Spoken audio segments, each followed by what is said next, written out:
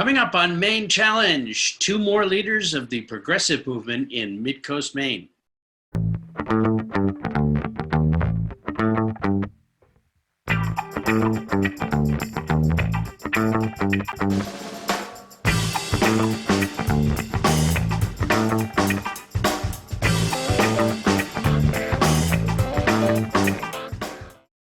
Hello and welcome to Maine Challenge. Our guests today are Kate Josephs and Kelly Woodlock Burton, both activists and hardworking progressive leaders in the Mid-Coast and especially Lincoln County.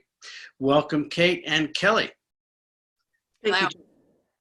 Could you, Kate, first, could you tell us a little bit about your organizations and what you've been doing in the last few years to get us to where we are today? Okay, that's a big chunk of time, and a lot has happened. Lincoln County Indivisible is a grassroots progressive organization, freestanding, totally local, totally volunteer. We've got about 850 voters in Lincoln County that are members of this group. It's a significant group of people. And it came about totally organically in the wake of the Women's March, in the shock of the 2016 election, when people were wandering around in the streets trying to figure out what happened and gathering in groups of 2s and 3s, and then in groups of 5s and 10s, and then more and more, and then wanting to do something.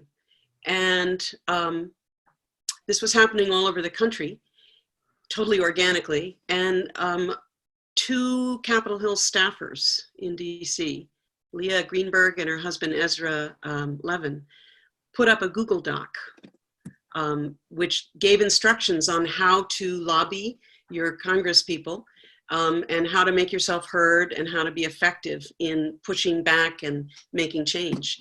And they wrote it for themselves and their friends. Not expecting that it would go viral and that some 6,000 groups would pop up overnight and adopt these instructions. And we call ourselves the Indivisible Movement, but we are all freestanding. We are all local and attuned to our own political ecosystem. And in our case, Lincoln County Indivisible, our mission is to support progressive policies and candidates in the face of a relentless assault on our core values. And our core values, we have a pretty long list of them. I won't read them all, but basically democratic values, free and fair elections, tackling wealth inequality, making sure people have health care, that the planet is livable, that women get control over their own bodies. It's a long list, but we are continually on the lookout for ways to support those values, protect them against assault, and help elect people that will also uphold those values. Well, so great. That's a good start. Yeah, yeah. Let me stop there. I know there's a lot more to your story, but I want to keep going and bring in Kelly Woodlock Burton. Thank you for joining us. Tell us about your journey. My journey is very similar to Kate's, and so is Suit Up Maine, which is the organization that I help lead. We're statewide, we are independent, we're all volunteer, we're unfunded, we are constituent-based, and we're an action group, and that's how we came to be. Following the election, people woke up on November 9th, 2016, and after the shock wore off, people really wanted to get to work. They knew this was going to be a long 4 years. They knew the assault was already underway before the inauguration even happened. We sent out our very first call to action 3 weeks after the election, and we've built from there. So we also started in a Google Doc that grew very, very long. We launched a website a couple of years after that. Our mission is to help create a more informed and engaged electorate in Maine. We focus locally here in the state. We look to, just as Lincoln County Indivisible and all of our fellow persister groups around the state do, we work to advance progressive issues in legislation, policy, and electorally. We want to see more progressive voices elected to school boards, to town councils, to the legislature, to Congress, to the Senate. We have to work on that one again, and then to the presidency as well. We have, I can't recall if I've said this already, we have 5,000 members in all 16 counties across the state. Every member of SUDEP Maine either lives here now or is a former resident, grew up here, moved someplace else. I think I'll stop there too, and we can move forward, and I'm sure there'll be more opportunities for other information. Well, that's great. I appreciate both of you joining us and keeping the flame going for this effort, because it really isn't finished. I'd also like to take this moment to introduce and bring into the show a person who is going to be joining us on occasion as a host and sometimes a co-host. And she's been a guest here more than anyone else. It's Betsy Sweet of Hallowell, a candidate and a progressive advocate. And welcome, Betsy. Thank you, Chuck. Thanks so much. And hi, Kate. Hi, Kelly. So nice to be with you. It's an honor to be with such wonderful, amazing activists. And Chuck, it's great to join you. Well, thanks for being a part of this, and we're looking forward to working with you going forward. I want to start with the here and now, and I realize that there's still a few things getting sorted out, but we seem to have a fairly settled view of the election. One reluctant participant in the White House, but everything else is coming more clear. And I'm wondering, let's start with you again, Kate. What is Lincoln County Indivisible and any other organizations you care to include? What are you planning for the short term and the distant future? What's on the agenda? Well, the short term, I think all eyes are on Georgia. If they're not on the White House and its occupant and the peaceful transfer of power, I guess those are the two things that we're all transfixed by. We want to help Georgia in any way that we can that is effective. And Kelly can tell you what her group has done to find the right places to send help. So we'll be doing that. We're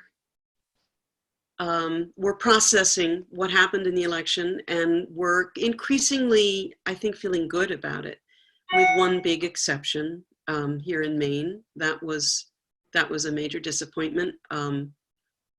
We took Susan Collins from, I think, 68% of the vote down to about 51%, which is an enormous number, but it wasn't enough in the end.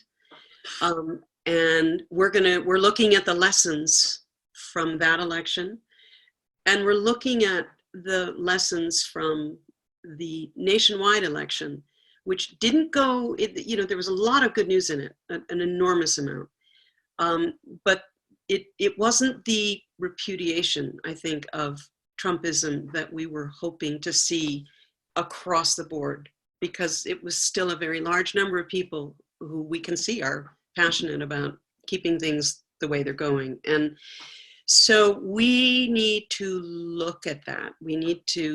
This is a clarifying election in some ways, where the 2016 was a shock. This is a clarifying election in which we really see that wasn't so much an accident. There's something going on in this country that's really important to understand and to figure out how to deal with. And Kelly, I get the feeling that SUDEP Maine hasn't lost a step, that it's on a fairly fast track to move us into the future. And there are a lot of us sitting around saying, what is the future going to look like? Can you, do you want to give us a little light on that? Not being able to see the future, I can tell you what we would like to see the future look like. But I want to start by saying, I tip my hat to every single person in this state who worked so hard to get us from 68% to 51%. 49% of Mainers wanted to send someone else to Washington. And that's a big change from 6 years ago.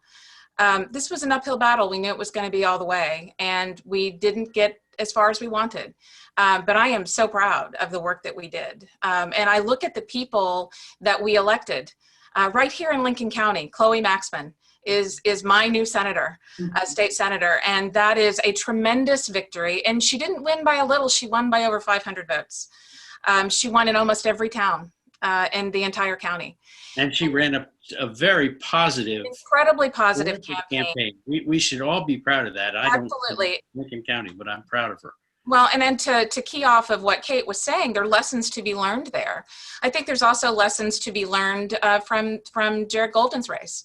You know, 2 years ago, he got in with the benefit of ranked choice voting. This year, he didn't need it.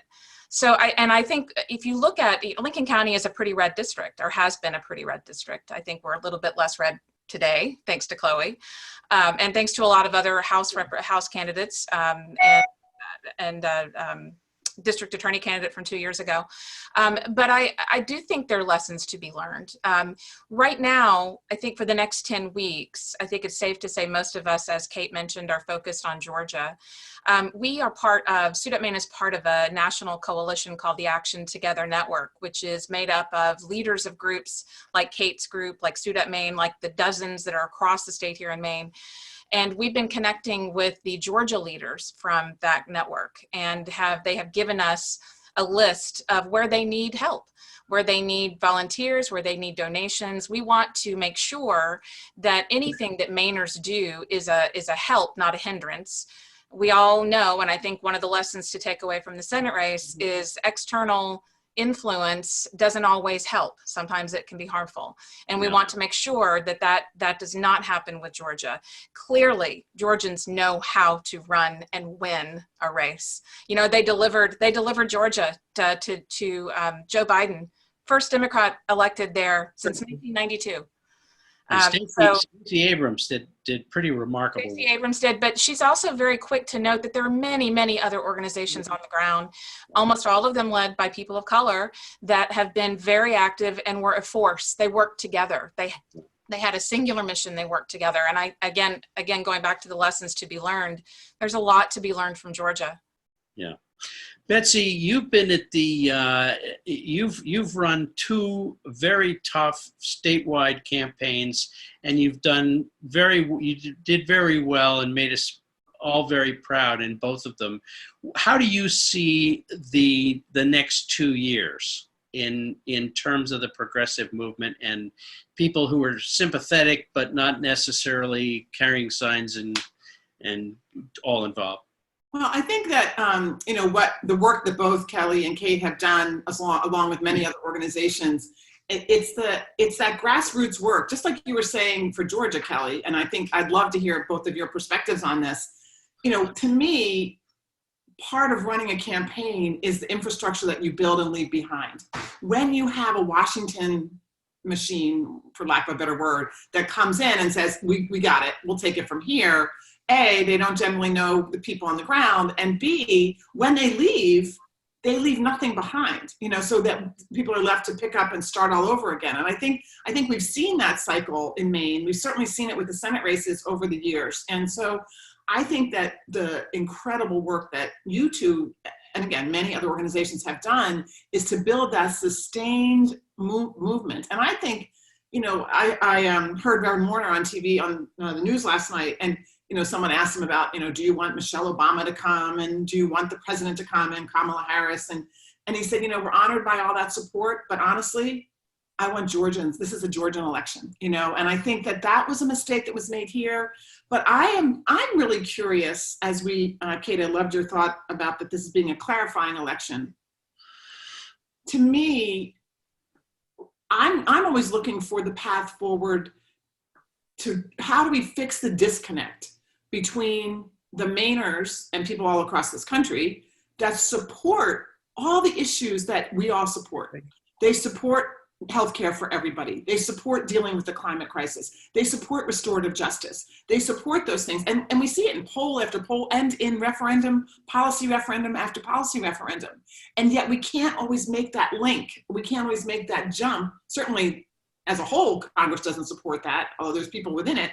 But I think it's harder I wonder how we get better at making that link for people to say, if you support those, then here's the candidate who is going to be with you, you know. And I think that somehow that message, particularly the Senate race, but I think in a lot of messages, a lot of races, got lost. What do you think about that? Well, so that is exactly the issue that we've started talking about at Lincoln County Indivisible. And Chloe's race is a very good example of how somebody did that. And what she did is go into people's houses over the course of both her races and spend a lot of time. And the way she explains it is mostly, I just listen. She shows up and she listens. She gains an understanding of what they're really concerned about. She gains their trust. And then she helps craft policies with their buy-in. She doesn't hide her progressive values, but she doesn't walk in and say, you know, I'm a progressive, you should vote for me. My take on this is that people across the country do support our policies, but they've been taught to fear us, to hate us, unfortunately, in these last 4 years. And so if we come in with prescriptions, you know, here's what we need to do, that's not the way to win hearts and minds. And I'm increasingly drawn to the tool of deep canvassing. I don't know if you all are aware of this, whereby it's not just you knock on the door and talk for 3 minutes. You spend time listening. It's what Chloe has done, and it's what I think Stacey Abrams and those people in Georgia did. It's what the unions in Nevada did. And I think that if organizations in Maine can start coalescing around ways to train people to do that, and to go out and start building support, you know, understanding first, and then support, that is a possible way forward. And we know that we have people here in the state who know how to do that very well. That is how marriage equality was passed in the state. Yes. Through deep canvassing. It failed the first time. They regrouped, and you know, and they listened, and they started conversations. And one of the things that I've been thinking a lot about is building up relationships with neighbors. You know, in 2018, we were able to do some deep canvassing, obviously, but it wasn't as deep or as long lasting as it needed to be. But in those conversations, some of the homes I went to would have registered Republicans, registered Greens, Independents, also Democrats. It would be a mix of parties under one roof. And everyone I would talk to under that roof, all of them wanted Medicaid expansion. And if you recall, this was after voters had approved it, but former Governor Paul LePage had stymied the progress of it by denying it funding, with the assistance of Republicans across the state. But these were Republican voters I was talking to in 2018, and I didn't bring it up. They did. They had relatives who were trying to recover from opioid use disorder, and they desperately needed medication treatment. They needed it. They needed that kind of support that Medicaid expansion would have provided, but the governor that they had voted for twice was blocking that. That listening, I think, was what we weren't able to do that this year because of COVID, and I understand all of that. In the very small bit of canvassing that we did do here toward the tail end leading up to the election, the conversations that I had would steer back to Chloe. And these would be people who had told me they were planning to vote for Donald Trump, but they were voting for Chloe Maxman because she was the only candidate on the ticket who had visited them, who had called them, who had reached out. You know, these are registered Republicans who had known the former Senator Dana Dow for a very long time and had an awful lot of respect for him, but he had never reached out to them. Chloe had. I think those kinds of conversations, we can start having those now because, you know, Chuck, you ask what comes next. Well, after we get through these next 10 weeks, what comes next is the gubernatorial election in 2022. And it's going to be a fight. It's going to be a hard fight. I think every election for the foreseeable future is going to be a hard fight. And if we spend the next 12 months listening to our neighbors, getting to know our neighbors, being trained by people who do know how to do the deep canvassing, who are better listeners than I am and know how to take in that information and then use it to, I don't want to say reformulate, but to adapt policies that we have to find common ground, I think we're going to be much more successful with getting candidates into office who will advance these issues that we know are common ground. Mm-hmm. You know, one thing that I think even below that too, Kelly, one thing that I've certainly found in my work is that we're all humans, and what we really want to know is that we matter, Yeah. that our lives matter, that our experience matters. What's happening behind our door when our kid can't pay for college, or when, you know, I can't get health care, or I'm scared to death that I'm going to get COVID because I don't have adequate health insurance, or I'm going to lose my job. It's, I think, part of the challenge of candidates is to say, like Chloe did, I'm that candidate. I will listen to you. I think it's also candidates who have some shared lived experience makes a big difference for people, so they can see it in you, even if you don't say it. I certainly found that with lots of single moms, you know, who, I didn't talk about being a single mom very much, but a lot of moms like got it, you know, they just, and I didn't have to say it, but it was that thing. And so I think somehow it's not even so much the issues, it's that we matter. You know, I went up to St. Agathe to the ice fishing festival. And when I was running for governor, no, it was running for Senate early on. And, you know, and if you look at the votes, I got a lot of votes up there. And it was because I went, and they were like, who the hell ever comes to St. Agathe in February and, you know, and listens? All I did was sit in ice shacks and listen.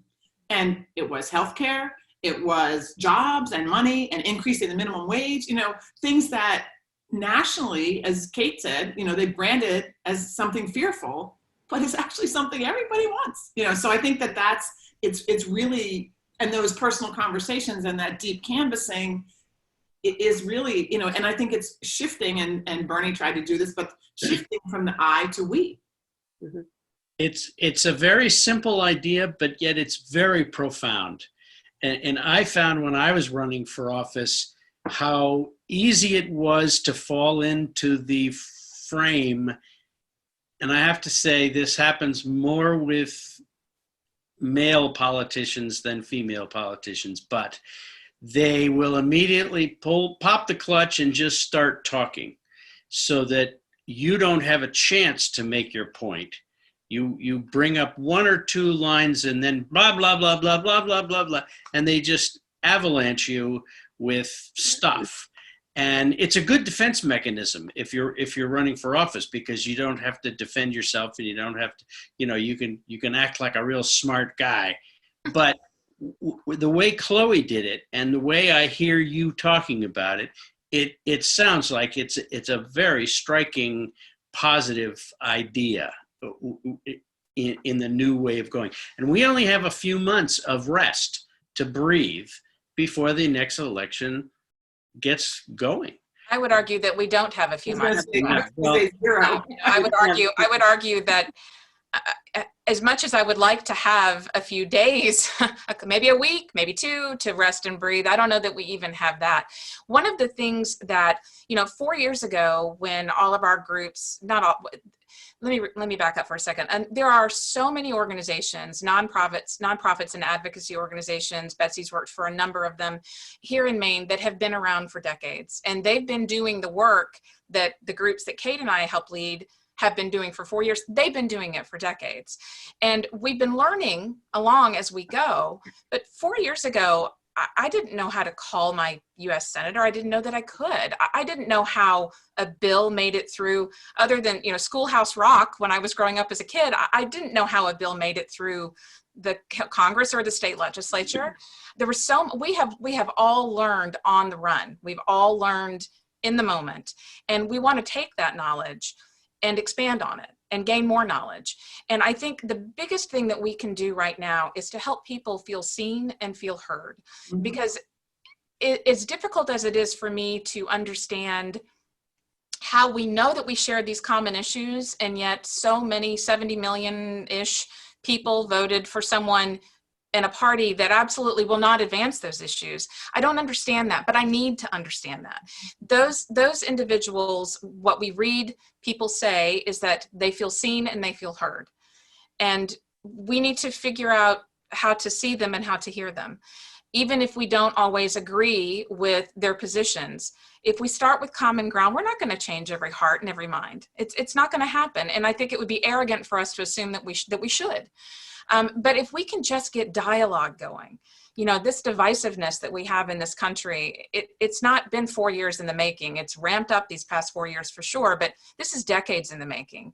And this was part of the plan. This has been part of the plan. It's part of why we're seeing Donald Trump resist the voters' decision here. It's why we're seeing the people who support him in the Senate and the House support him now, even though they know every single election official in every single state across the country, Republicans, Democrats, independents alike, they have all said there is no evidence of fraud. But you still see people like Mitch McConnell and even people like Susan Collins tacitly acknowledge it. Mm-hmm. And I think there's a reason behind that. They keep this divisiveness going to keep their base out. We've got to try to find a way to end that as best as we can. I want to say one positive thing, building on something that Kelly said in passing. And to me, it's a very big point. Kelly, when you said you didn't know how to advance a bill or call your senator or do those things, most of us did not. And look at what has happened in the last 4 years, not just here in Maine, but all across the country. Millions of voters have woken up to the fact that they have to stay engaged. You can't just vote and go home. All of those people they're not going anywhere. We're all staying on the job, keeping our eyes open, learning on the run. And I think that's a very bright spot. And it's not just, my indivisible group and many across the country. We trend older, we trend female.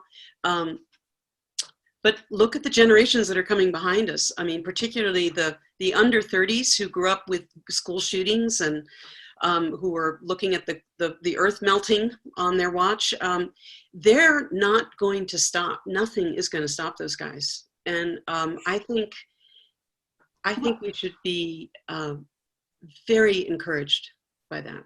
And I think that I agree with you, Kate, 100%. And I think one of the things that I hear, Kelly, in what you're saying, and I think that I've found common ground, ironically, on the right and the left, is the sense of betrayal.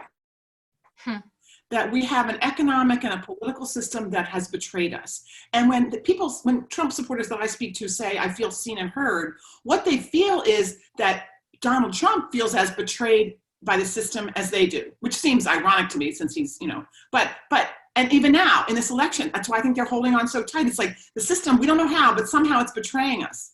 People on progressives also feel the system has betrayed us. The political and economic system that's failed to deliver healthcare, that's failed to deliver any dealing with climate change, that's failed to deliver on addressing income inequality. So I think a common ground is that we sense this sense of betrayal and we feel it. And I think that that's a place to say, okay, we all feel like this system isn't working for us. Now where's common ground on how we start to fix it? And how we move forward is all of it. And who knew we could use up this much time in just talking, but I appreciate all of it. We have to wrap it up. Thank you so much, Kate Josephs, Kelly Woodlock Burton, and welcome especially to Betsy Sweet, who you'll be seeing more of from time to time as we go forward. And we really appreciate your audience on Lincoln County Indivisible and Lincoln County Television and all the billions out there on YouTube that hang on our every word. Thank you all so much for joining us, and we'll wrap it up. But we do appreciate your coming, and we'll see you next week. Thanks, Chuck, and thanks to Kate and Kelly for all the work that you do. Same to you. Thank you. Stay safe, everyone.